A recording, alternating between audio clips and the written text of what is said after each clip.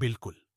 अब मैं आपको एम लक्ष्मीकांत की इंडियन पॉलिटी को एक कहानी की भाषा में समझाता हूं, ताकि पढ़ना आसान लगे और मन भी लगा रहे। संविधान नगर की यात्रा। लक्ष्मीकांत की कहानी भाषा में पढ़ाई योजना। कभी एक समय की बात है, एक छात्र आरव था, जो यूपीएससी की तैयारी कर रहा था।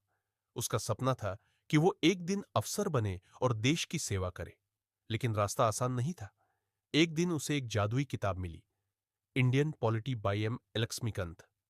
पहला हफ्ता, संविधान नगर की बुनियाद आरव पहले सप्ताह संविधान नगर की नींव जानने निकल पड़ा। डे 1। उसने सुना कि इस नगर का इतिहास बहुत पुराना है। ब्रिटिश लोग आए, कई अधिनियम बने, फिर लोगों ने मिलकर संविधान बनाने की ठानी। डे 2-3। संविधान सभा नाम की एक सभा बनी, जिसने इस नगर का नक्शा खींचा। डे 4। नगर के दरवाजे पर लिखा था, हम भारत के लोग। यह थी उद्देशिका, प्रियम्बल। डे 5 से 7। नगर में 3 खास इलाके थे। मौलिक अधिकारों की गली, जहां सबको बराबरी मिलती थी। राज्य नीति के निदेशक सिद्धांत, जो सपनों का रोड मैप थे। और कर्तव्यों की चौक, जहां हर नागरिक का फर्ज बताया गया था। दूसरा हफ्ता, सरकार भवन की खोज अब आरव सरकार के रहस्यमयी महल की ओर बढ़ा। वहां उसे राष्ट्रपति, प्रधानमंत्री और संसद के 3 बड़े द्वार मिले। डे 8-13। उसने देखा कि यह महल केंद्र सरकार का था, जो पूरे नगर की देखभाल करता था। न्याय की देवी सुप्रीम कोर्ट की अदालत में भी गया, जहां न्याय बिना भेदभाव के दिया जाता था।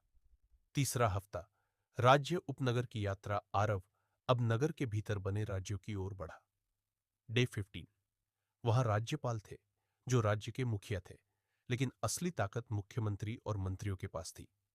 डे 16-18।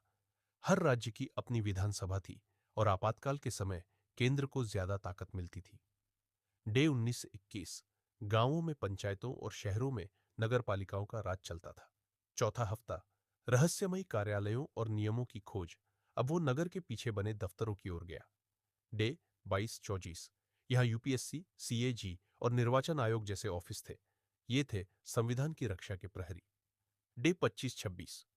उसने देखा कि नगर में 12 अनुसूचियां, स्केड्यूल्स थी, और कई बार संविधान को संशोधित, अमेंड किया गया था।